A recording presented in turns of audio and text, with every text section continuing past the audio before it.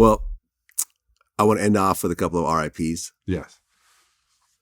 Rest in peace, Michael K. Williams. Yeah, man. That was, I did some things with Mike. That's always been Oh, my so you guy. knew him?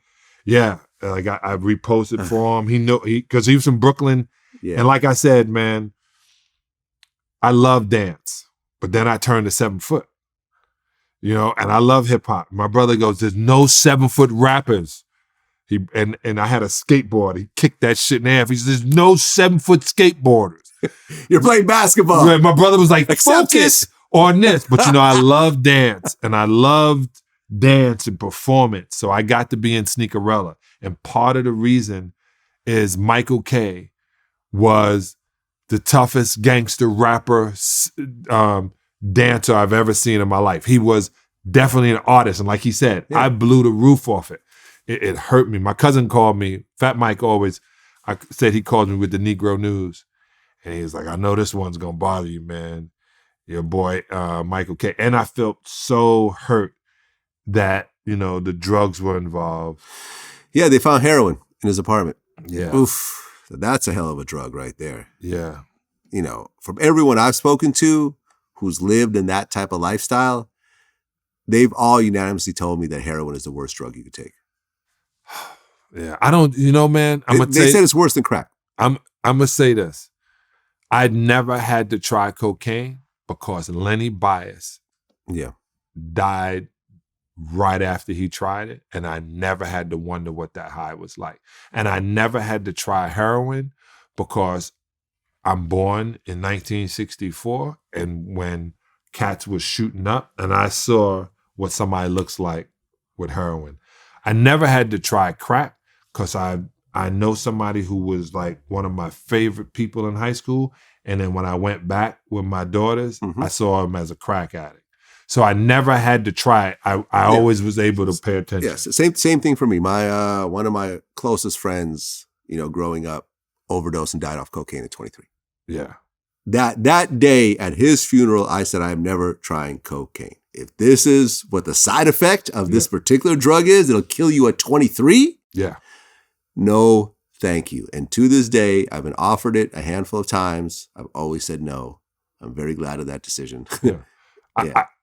I don't like, you see, my eye itches. I don't like anything in my nose. Right. So I don't even want it in my weed. They were like, they can put it in your weed. I was like, the weed is enough. The weed is enough. And listen, man, I whenever someone dies, I always like, oh, we're about to interview him. Like, we've been wanting to interview Michael K. Williams forever. Like, forever. I remember Jimmy Henchman was like really close to him. And after I interviewed Jimmy in prison, he was supposed to help me get a Michael K. Williams interview. Which unfortunately never happened. But I was such a fan. He was so dope. Yeah. Like he created these characters like Omar from The Wire that just live on forever. He stole the show in Boardwalk Empire. Yeah, he did. You know what I mean? And the fact that he had this scar like completely across his entire face that really just didn't matter. No. It's not like he would get or not get certain roles because of that scar. No, the scar got him the role. It was like the Cindy Crawford mold. Yeah, but what I'm saying is it's like he wasn't typecast as a certain type of actor. He said he was. But not really though. But I mean, for example, you look at Lovecraft Country. Mm-hmm. He didn't play a gangster in that movie at all. Yeah, but he like one of the things he would always say. All he did, he probably did shoot a couple people in there. So he was kind of gangster. But what I'm saying is, he was gay. He was also gay. Again.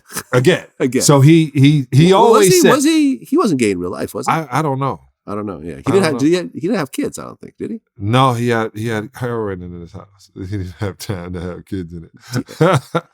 But even so, that's the difference also that's different with these people now. No one cared. Now people, remember I said that on the show? I said, I just wonder why everybody feels everybody needs to know what they do in private. Yeah. I just always wondered that. But he was great at, he was a great actor. And that was the whole thing with me is every time you saw him, you believed him as that character. He became that character. I said that about Lawrence Fishburne. Mm-hmm. Lawrence Fishburne, to me, was Ike Turner and should have been nominated as Best Actor. I agree. Period. You want to help Ike? Fair. You want to help Ike? Yeah. You trying to help Ike? God bless. Yeah, man. A great one gone way too early, man. And the outpouring was so nice to watch. I mean, you didn't want it to happen, obviously, but like all these other actors and other celebrities were like, oh my God, we're so, I can't believe he's gone. We're such a fan. And all the videos of him kind of dancing out in the street started to surface. Always. And all that, and I remember I interviewed the girl, Snoop, who was in The Wire, Felicia. Yeah, I watched that. Yeah, and she said that he put her on. When he approached me, he was like, I don't want to offend you, or you're a guy or a girl. And I was like, I'm a girl, and nigga, I don't swing that way. You know what I'm saying? Like, he was like, nah. I just want to bring you on set, to the writers and producers. Maybe they probably have a role or something for you. He didn't know. He just be an extra. Like, I love your swag, because he seen me around the club just, doing what I do or whatever. But I thought he was on some bullshit, because he was looking at me. He got the scar and all that. So, he looking like a grimy nigga. Like I said, I wasn't watching The Wire. I heard they was shooting it or whatever around the city, but I never knew who he was. I ain't pay that no mind or whatever. And my cousin was with me. He was like, nah, that's Omar at The Wire. And I was like, oh, all right, wow. All right, that's what's up. But he told me come to the set. The set was, like 3 blocks from my grandmother's house. And I went up there and sat down with the writers and producers. And they just kept saying, say this, say that. And they was loving how I talk, my voice or whatever. So I was like, man, I don't know what these white people want, man. I'm out of here. Yeah. She was just a lesbian chick in Baltimore hanging out at a bar.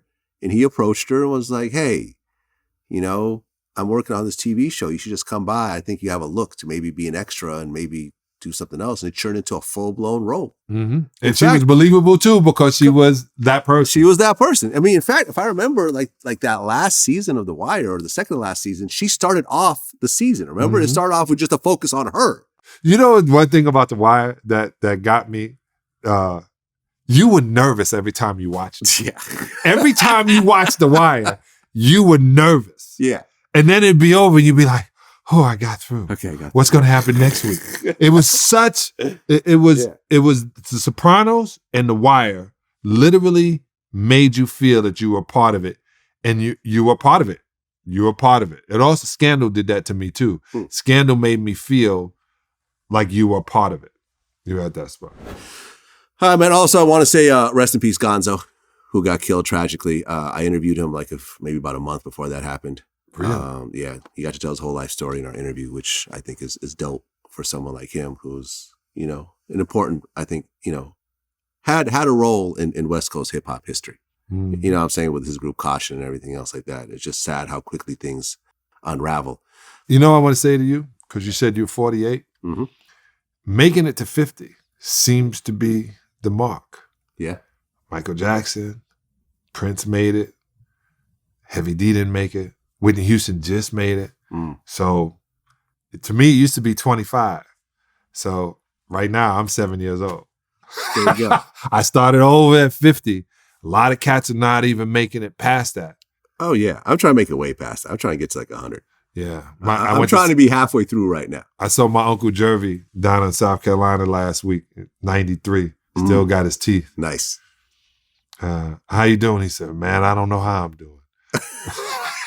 I remember my friend Edie from the Outlaws. He works out at the gym around here, right? He told me the story. He says, old guy came up to him. He's like, oh, how you doing there, young fella? I seen you're doing your thing. He's like, oh, yeah, man, thank you. He's like, yeah, the best thing about getting old is? And he's like, oh, no. He's like, okay, this guy's about to put some jewels on. He said, no, what's the best thing about getting old? The guy said, nothing. And walked away. Oh, shit. Yo, I'm going to tell you, waking up, I tell you this, and this is my health thing for the day. As you get older, you start moving your hand like this and moving and pushing and getting up. And I learned this from my yoga instructor. Open hand, everything. When you got to get up, use your hands open. Don't use your fists. Okay. And because your arms are connected to your heart chakra. And so make sure you don't push up with your fists. Literally open your hand as much as possible. There you go. Don't use your, and you're going to see this too. As you're about to get up, you're going to make a fist because it seems like it's better.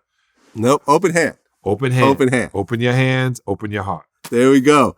John Salley, always a pleasure, man. Until next time. My man. Next time. Bye, Peace.